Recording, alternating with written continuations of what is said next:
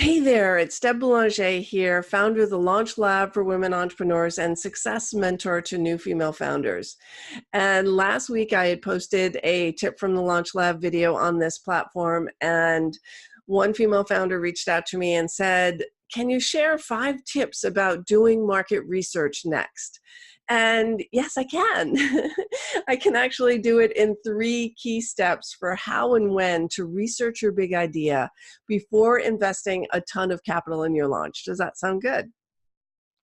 So when you're just getting started and connecting with what you have a hunch is a good idea, it's time right there and then to get clear on why you think that might be a good business strategy. What problem will your business solve? Whether that's a product or service, is there proof that people are actually thinking about that problem and searching for solutions? So the first stage of your market research is called finding proof. Where are people talking about this issue online and offline? Are there groups, conferences, channels with hundreds of thousands or millions of members or viewers or people in those groups having conversations about this? Who are the major players who are providing solutions today? Who are the experts in this space? What do they offer? How are they packaging and pricing their services? And is there evidence that they're actually making any money? So finding external proof that the problem exists, that people are searching for it, is your very first step in validating your business idea. The second stage for your market research is having conversations with real people. Not sending out surveys, but having real life conversations. Who are these people? What are they struggling with? What have they already tried? What have they invested? What's worked? What hasn't? What do they wish they had? If they could wave their magic wand, what does the ideal solution look like to them?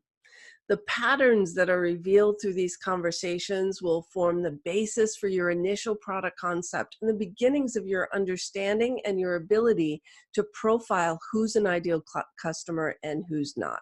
Now it's time to get into your development lab and put together your ideal solution, whatever framework, model, process, system, or tool that will get your ideal customer from the problem state to a happy place where their problem is solved and they're enjoying the solution that you've created. But first, stage 3 is about testing that product concept. So don't assume you have the right solution right out of the gate. You may be 80% of the way there, 90% right. But at this stage, you want to create invested relationships with people who are really development partners who are creating your ideal solution with you. And because they've invested the time and energy in creating the solution, they're very often your first converted clients. After all, if they've designed the ideal solution for themselves and others like them, why wouldn't they invest with you? You only need to provide them with a simple wireframe or online presentation where you can validate the problem and share your concept for the solution that you want to develop. And what's most important to the customer about that solution, which features are the most valuable, what functions are the most important to them, and which are nice to have and which are completely not necessary. You don't want to build things into your solution that people don't need, that they don't want, that are just extras. And it takes less time for you, less expense to develop only what they need, only the minimal viable product for your solution. And what does the ideal client expect from your solution? What is the benefit to them? What can they do now that was impossible for them up until this point in time? And how does that make them feel? And what is the financial benefit to them of having this problem solved? And here's a hint for you. When you get this piece of it right, your marketing, your go-to-market strategy is already done for you. This is where your marketing is born. Your client will actually train you in how to sell to them. So now that you're armed with a clear understanding of the problem you solve and a validated solution and the people that you serve, you're ready to package and price your solution and get your go-to-market plan in place. So voila. There you have it, 3 simple steps to research your startup and test your idea before you invest a ton of time and money chasing down the wrong strategy.